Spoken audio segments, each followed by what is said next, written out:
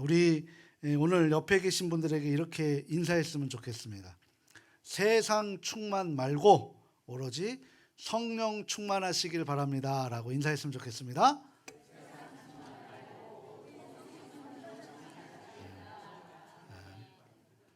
우리는 어디든 충만해야 되는데 기왕지사 우리가 예수님을 믿으면 성령 충만하면 승리하는 인생, 행복한 인생, 하나님이 기뻐하시는 인생 될 줄 믿습니다.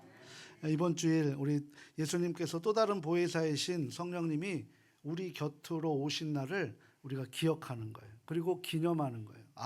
성령의 중요성을 우리가 알고 살아가는 것이죠. 예수님께서 승천하시면서 하나님 보좌 우편으로 올라가시면서 우리에게 약속하신 것을, 제자들에게 약속하신 것이 있는데요, 그게 바로 사도행전 1장 8절 말씀이에요. 같이 한번 읽어보도록 합니다. 오직 성령이 너희에게 임하시면 너희가 권능을 받고 예루살렘과 온 유대와 사마리아와 땅끝까지 이르러 내 증인이 되리라 하시니. 아멘. 그러니까 성령이 임하시면 권능을 받는데, 그 권능은 내가 성령의 사람으로 하나님 앞에 통제받는 인생이 됐을 때 우리에게 나타나는 것이 뭐예요?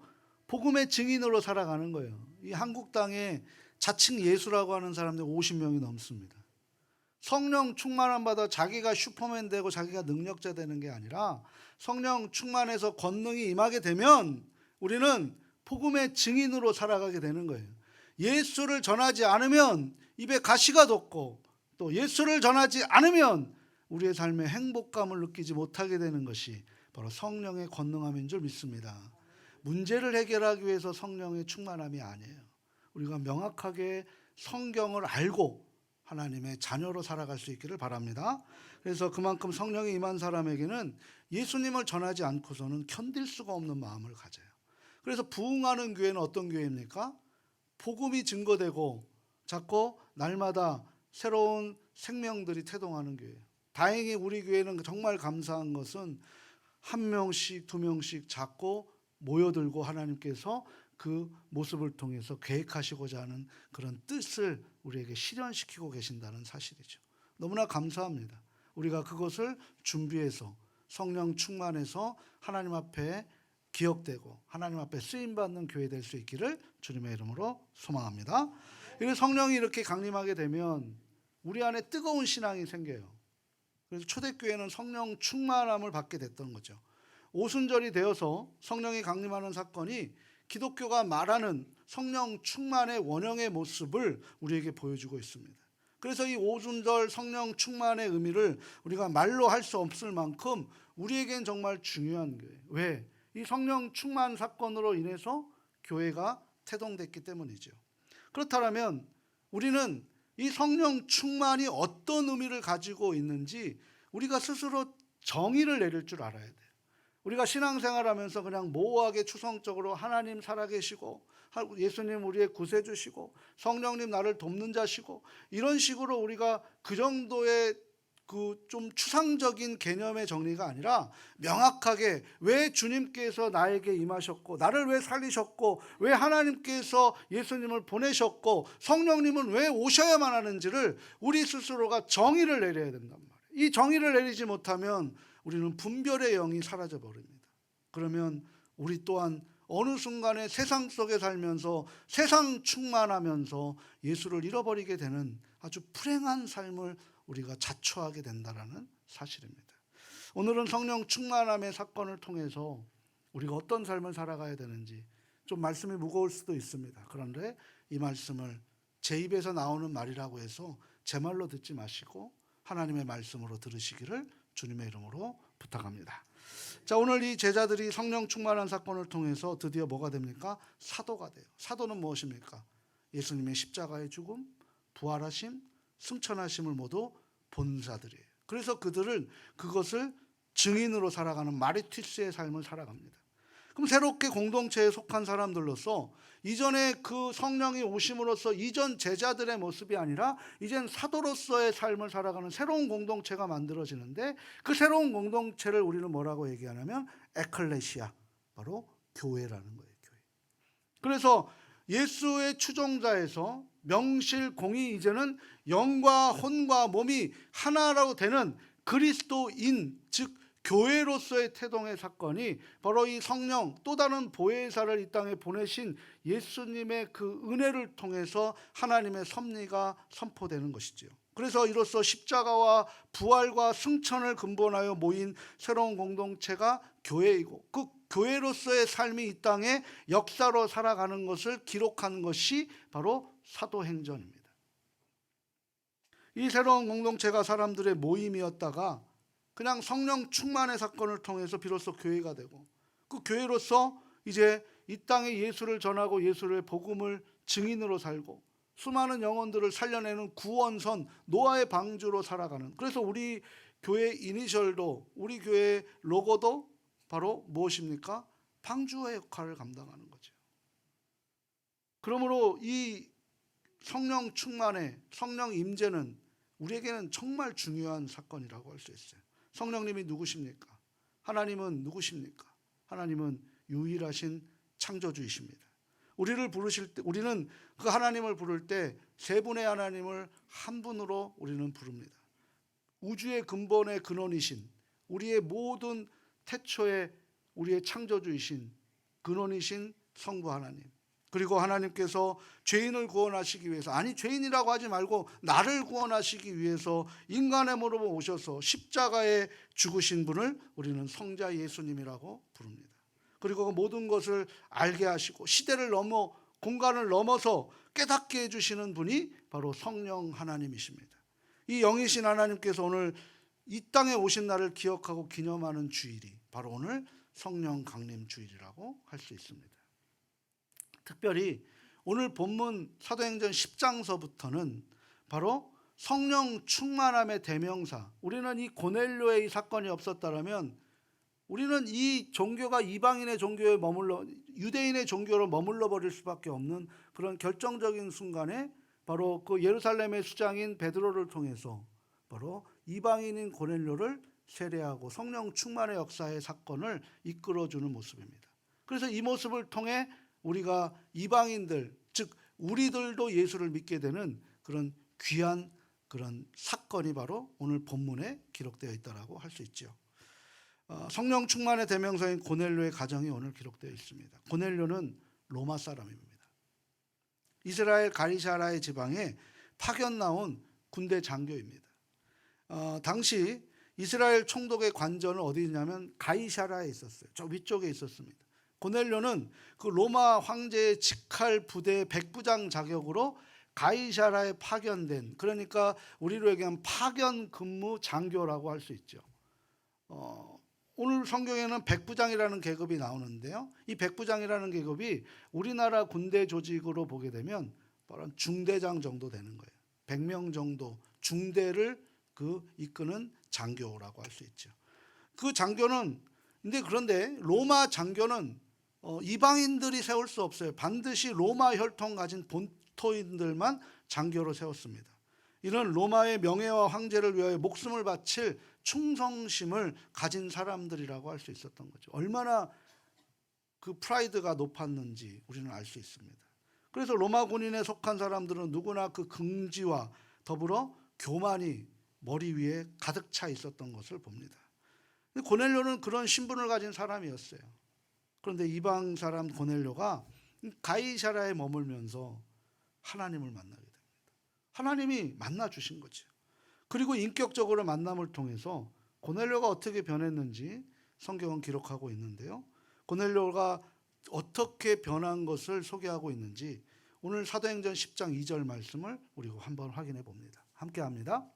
그가 경건하여 온 집안과 더불어 하나님을 경외하며 백성을 많이 구제하고 하나님께 항상 기도하더니. 아멘. 그러니까 우리는 고넬료가 어떻게 하나님을 만났는지 성경은 그것을 낱낱하게 기록하지는 않아서 잘 알 수는 없지만, 그런데 만난 이후에 고넬료가 어떤 삶을 살았는지는 성경이 그것이 더 중요하다 생각해서 기록해주고 있다는 사실입니다. 하나님을 진심으로 믿었고 더 나아가서 경건한 하나님의 사람으로 살았다라는 것을 알게 된다는 것이죠. 그런 고넬료가 기도하던 중에 이제 환상을 보게 됩니다. 이때는 하나님의 말씀이 성경 66권으로 제정되어 있지 않았기 때문에 환상으로 말씀을 주실 때요. 근데 지금은 환상으로 주신다라고 하면 그것은 말씀으로 귀결되지 않으면 그것은 하나님 생각이 아니에요. 내 생각이에요. 하나님은 말씀으로 역사하시는 거죠. 우리에게 66권을 주시는 것은 이제 환상 속에 있지 말고 말씀 속에서 하나님의 말씀을 붙들어라. 근데 환상을 볼 수도 있겠지만 그 환상이 말씀으로 귀결되지 않으면 그건 내 생각이지 하나님 생각 아니라는 구별을 확실하게 할 줄 알아야 됩니다. 환상으로 오늘 보게 한 거예요. 하나님의 사자가 고넬료에게 뭐라고 얘기하냐면 너가 베드로를 초청해서 베드로의 입에서 나오는 하나님의 말씀을 들으라 라고 그렇게 명명하신 거예요. 고넬료는 하나님의 말씀의 계시를 받고 즉시 베드로를 자기 집으로 청합니다.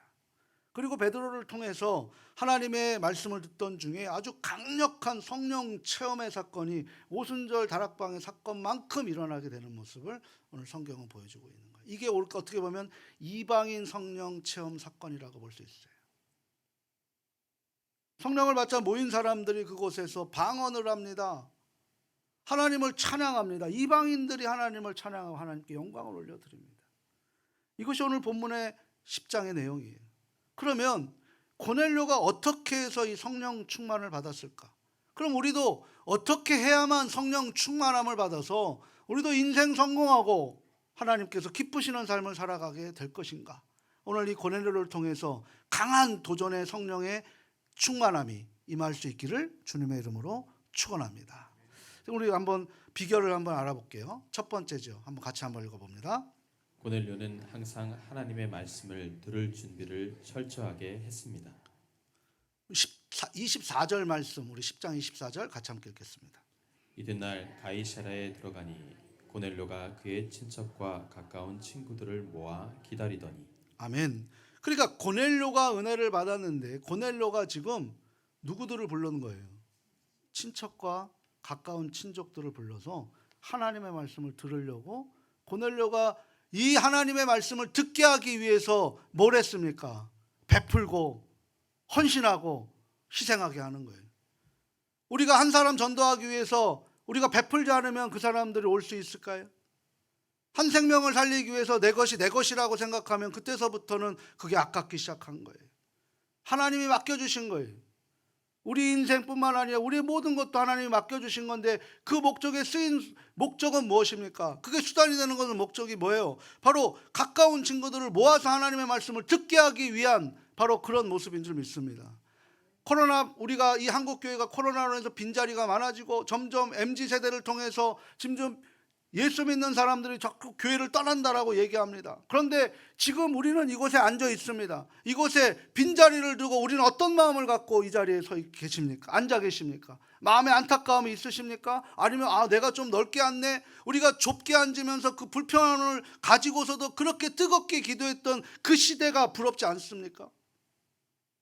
같이 노력을 해야 되고 같이 만들어 가야 된다는 거예요. 고넬료가 지금 그 일을 하고 있었다는 거예요.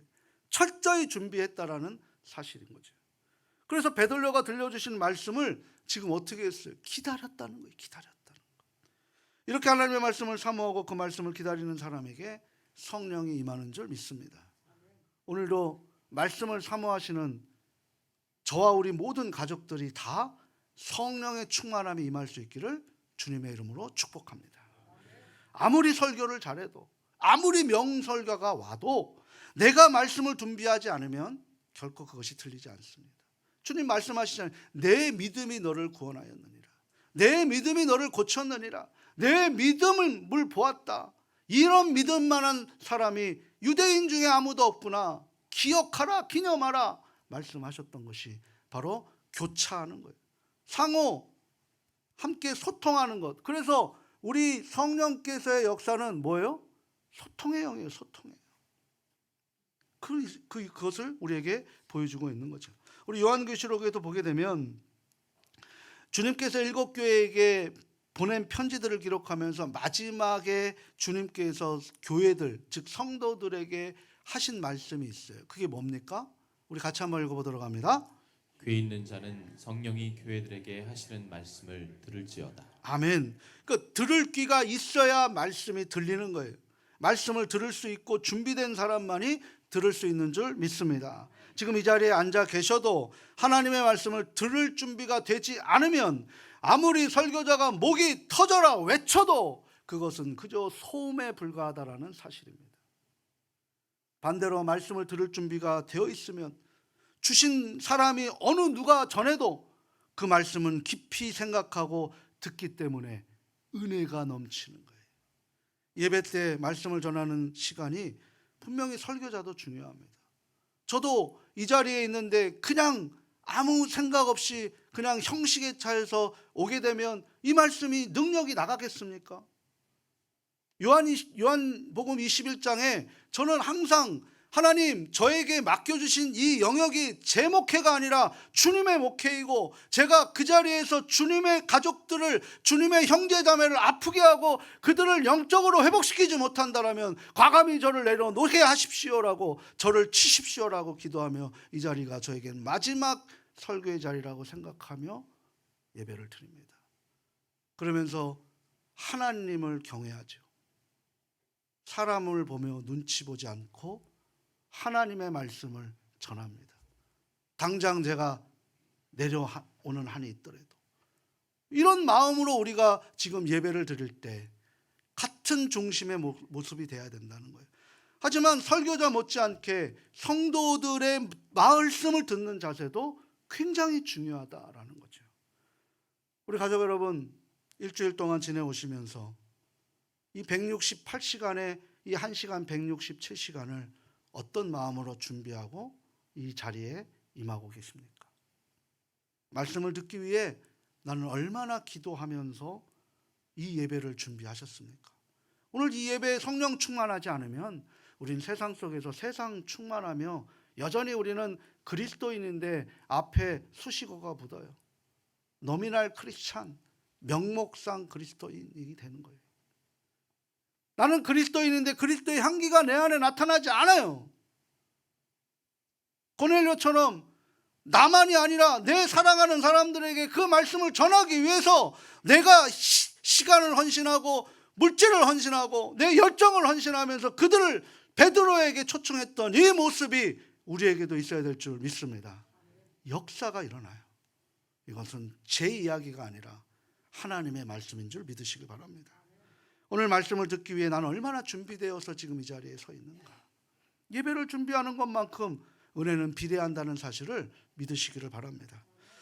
우리가 예배를 드리기 위해 일찍 와서 차분하게 하나님, 오늘 제가 주님의 말씀을 듣기 위해 불러주셔서 감사합니다.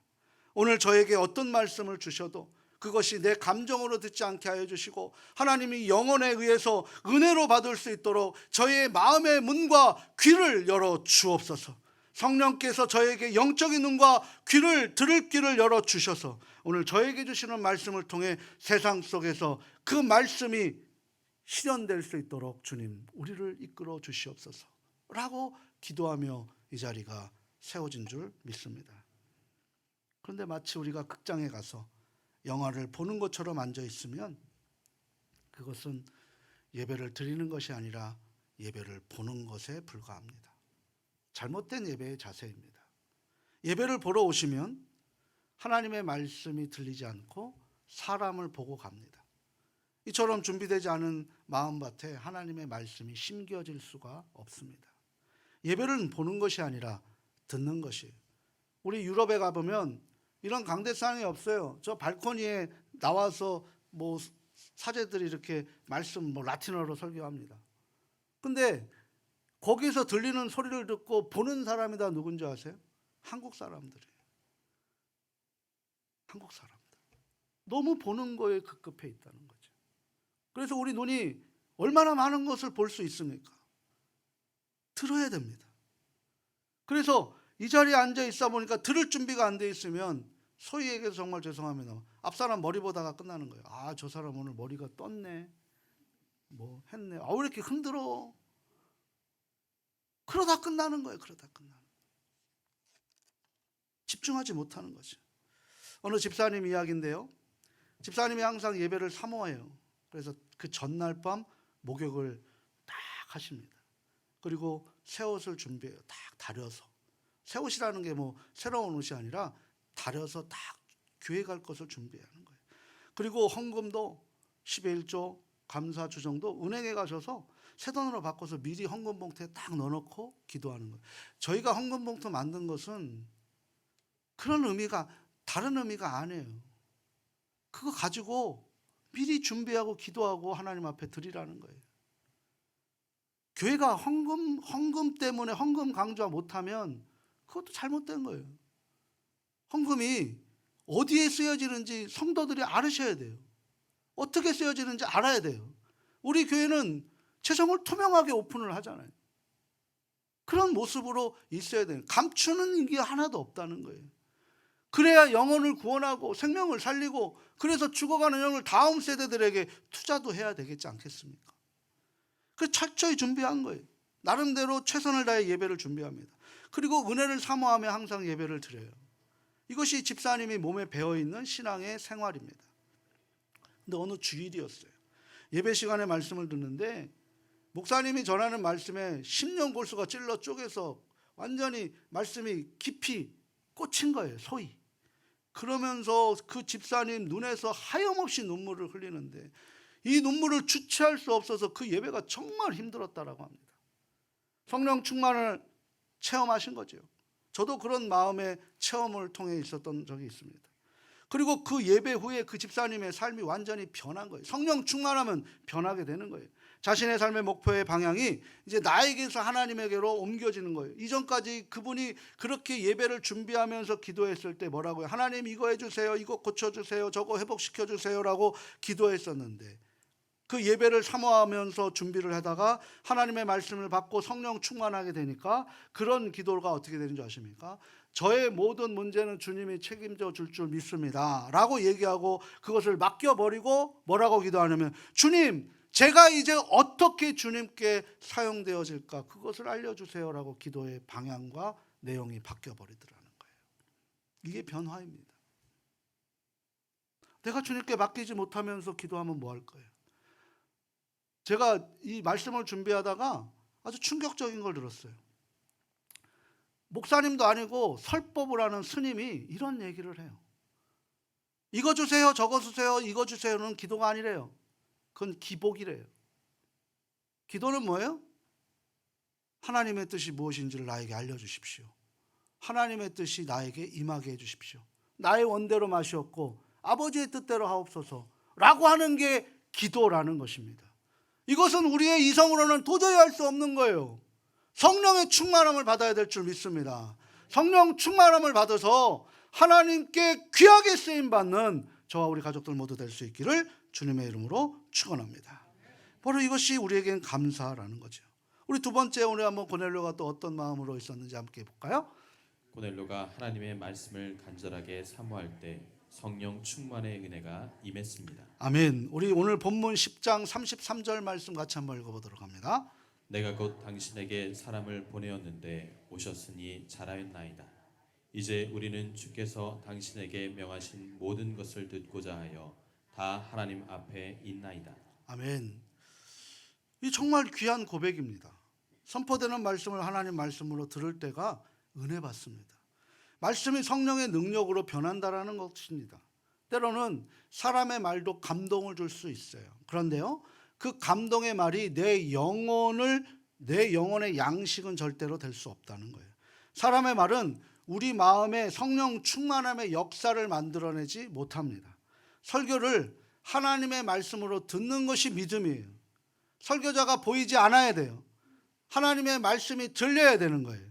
그 예배 순서 중에 설교 시간에 목사의 말을 듣는 시간이 아닙니다.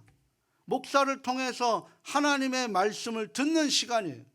비록 목사의 입을 통해서 그 말씀이 선포되지만 이 목사는 뭐예요? 스피커예요. 스피커. 스피커는 실제가 없는 거예요. 그 실체 하나님의 음성이 들리는 거예요. 그래서 하나님의 음성으로, 하나님의 말씀으로 들려야 합니다. 그래야 은혜 받는 거예요. 그래야 하나님의 능력 앞에 우리가 내 이성, 지, 정, 의를 내려놓을 때 인격적인 교류가 일어나고 그 안에 스파클과 같은 놀라운 빛의 역사가 우리의 삶 속에 나타나게 되는 거예요. 그때 새롭게 창조되는 거예요. 이게 거듭남입니다. 고넬료는 지금 베드로가 말을 듣기 위해서 앉아 있는 것이 아니에요. 베드로의 말을 듣기 위해서 앉아 있는 것이 아니에요. 베드로의 입을 통해서 말씀하시는 하나님의 말씀을 듣기 위해 앉아 있는 거예요. 그래서 뭐라고 해야 합니까? 다 하나님 앞에 앉아 있습니다 라고 고백한 것입니다. 인간적으로 생각하면 백부장인, 로마 사람 백부장인 고넬료가 지배국가인 사람이 피지배국가의, 그것도 무식쟁이 베드로의, 출신 어부 베드로의 말을 들을 수 있는 하등의 이유가 없어요. 베드로는 천박한 사람입니다. 글을 읽지도 못하는 사람이었어요. 그런데 고넬료는 천하의 군대 백부장이었습니다. 배움과 출생 선부는 비교할 수도 없는 그런 양극화의 그런 간극이 벌어져 있습니다. 고넬료는 군인 장교이기 때문에 리더십 훈련도 했습니다. 오히려 가르치는 데는 베드로보다 월등하게 훈련을 받았던 사람이 고넬료입니다. 그런데 고넬료는 하나님 말씀 앞에 내가 박사건, 내가 사장이건, 내가 누구건 다 내려놓고 하나님 말씀을 들었다는 거예요. 이게 정말 중요한 것입니다. 그 겸손함으로 들었을 때 그 안에 뜨거운 은혜가 나타나게 되는 거죠. 그리고 성령 충만함을 받는 거예요. 이런 교회가, 바울이 칭찬한 교회가 있는데요, 그게 데살로니가 교회예요. 신앙생활을 잘했다가 마게도냐에서 아가야까지 이르러 믿음이 훌륭하다고 소문이 쫙 퍼져서, 야, 너의 믿음이 정말 훌륭하다, 그 믿음의 원리가 바로 이것인 것을 너희들이 잘 실행하고 있구나라고 그 편지에 그것을 증언했던 것이 데살로니가 전서 2장 13절 말씀이에요. 같이 한번 읽어보도록 합니다. 이러므로 우리가 하나님께 끊임없이 감사함은 너희가 우리에게 들은 바 하나님의 말씀을 받을 때에 사람의 말로 받지 아니하고 하나님의 말씀으로 받았으니 진실로 그러하도다. 이 말씀이 또한 너희 믿는 자 가운데에서 역사하느니라. 아멘. 이 아름다운 소문이 뭘로 난 거예요? 사람의 말, 바울의 말로 들리지 않고 하나님의 말씀으로 들리는 줄 믿습니다. 이 못난 제가 전하는 게 여러분들에게 무슨 유익이 될 수 있겠어요? 여러분들보다 못난 제가 어떻게 이 자리에서 전할 수 있겠습니까? 하나님이 세우시니까, 하나님이 말씀하게 하시니까, 그 말씀을 여러분들에게 저는 하나님의 말씀 믿고 전하니까 하나님 그 말씀을 통해서 여러분들이, 우리 가족들이 모두가 승리하는 삶으로 성령 충만한 은혜가 뜨겁게 임하게 된 줄 믿습니다. 실제 일어난 교회 일인데요, 주일날 예배를 마치고 성도들이 인사하는데 어떤 교인이 목사님하고 이제 저도 이제 악수하잖아요. 악수례를 하는데 악수 대신에 주보를 주더라는 거예요. 그래서 좀 당황해서 그 주보를 받고 그걸 부목사님한테 드렸다고 합니다. 그리고 이제 교육자회를 통해서 그 주보가 뭐냐라고 봤더니만 그 주보를 주신 분이 누구냐면 출판사 편집장이었어요. 뭐 하겠습니까? 빨간 글씨로 주보를 여기저기 다 교정해 놓은 거예요. 서체가 어떻고, 박스는 어떻고, 색감은 이게 안 맞고, 자기 생각을 다 적어 놓은 거예요. 그날 그 교인이 예배 드렸습니까? 하나님 못 만났어요. 말씀을 듣지 않았던 거예요. 그 예배가 마지막일 수 있는 그런 생명의 시간에 설교 내내 주보만 교정하고 있는 거예요. 이 주보는 주일날 활용하는 게 아니라 주중에 이것을 가지고 활용하시길 바랍니다. 묵상지로 활용하시길 바랍니다. 왜 이 시간에 주보를 보세요? 그래도 우리 교회는 주보 보시는 분이 없어서 감사해요. 이런 일이 일어나면 안 되는 거예요. 생명의 시간이잖아요. 생명의 시간. 지식이나 정보를 얻기 위해서는 이 자리보다 더 좋은 강연 자리가 얼마나 많습니까? 그러하게 하나님 말씀을 들을 때 우리는 반드시 하나님의 말씀으로 받으시는 그런 영적 자세가 임할 수 있기를 주님의 이름으로 축복합니다. 세 번째죠. 한번 더 읽어보도록 합니다. 고넬료는 말씀을 듣는 자리를 항상 하나님 앞 코람데오라는 마음으로 말씀을 들었기 때문에 성령 충만함의 은혜를 받을 수 있었습니다. 아멘. 우리 33절 하반절에 보게 되면 고넬료가 베드로에게 이제 우리가 주께서 당신에게 명한 것을 듣고자 하여 다 하나님 앞에 있나이다 라고 지금 고백합니다. 그러니까 지금 고넬료는 말씀을 들을 때 베드로 앞에 있다고 얘기하지 않고 누구 앞에 있다는 거예요? 하나님 앞에 있다는 거죠. 지금 하나님 앞에 앉아 계십니까? 믿으시면 아멘. 하나님 앞에 계시는 거예요. 제가 아무리 등치가 좋고 잘생겼다 하더라도 저 보지 마세요. 하나님 말씀을 들으십시오. 25절에도 이런 말씀을 해요. 마침 베드로가 돌아올 때 고넬료가 맞아 발 앞에 엎드려 절하니 라는 거예요. 이거는 일어날 수도 없는 엄청난 사건인 거예요. 로마 사람과 갈릴리 어부 출신, 어떻게 로마 장교가 갈릴리 어부 출신 발 앞에 엎드릴 수 있겠어요? 모든 것을 내려놓고 겸손한 마음을 듣는 고넬료의 태도를 볼 수 있습니다. 우리는 말씀을 전하는 사람을 귀하게 여길 줄 알아야 됩니다. 그 사람이 목사님이든 전도사님이든 말씀을 전하기 때문에 존경할 줄 알아야 되는 거예요. 이 존경은 우리 가족들이 저를 존경해 줄 때 말씀의 권위가 세워지는 거죠. 존경할 만한 인품을 갖췄기 때문에가 아닙니다. 말씀을 전하는 사람이 귀하게 여길 줄 알아야 그 말씀의 귀함도 느끼게 되는 거예요. 내가 은혜를 받습니다. 그러면 그 말씀이 귀하게 여기는 것이나 마찬가지라는 거예요. 은혜 받기 위해서 이 자리에 하나님이 불러주신 줄 믿습니다. 이 원리를 우리가 잊지 말아야 돼요. 고넬료가 지금 베드로 앞에 무릎을 꿇어 절하고 있다는 거죠. 이처럼 하나님의 말씀을 듣는 태도는 겸손해야 돼요. 말씀을 전하는 사람 앞에 서 있는 게 아니에요. 말씀을 전하는 그 사람을 통해 하나님 앞에 서 있는 마음으로 우리가 서 있어야 되는 거예요. 말씀을 사모하는 겸손한 마음이 때 폭포수 같은 성령의 은혜가 임하게 되는 거죠. 고넬료는 그런 마음으로 말씀을 들을 때 강력한 성령의 임재가 임하게 됐어요. 그래서 말씀을 들을 때 방언을 받습니다. 우리가 기도원 가서 통성으로 기도해야만 성령 충만함이 있는 게 아니에요. 소나무 몇 개 뿌리 뽑아야만 성령 충만한 게 아닙니다. 고넬료처럼 겸손한 마음을 가지고 성령 충만함의 말씀을 하나님의 말씀으로 받을 때 그 안에 역사가 일어나게 되는 줄 믿습니다. 이런 마음으로 받을 때 병도 고쳐지는 거예요.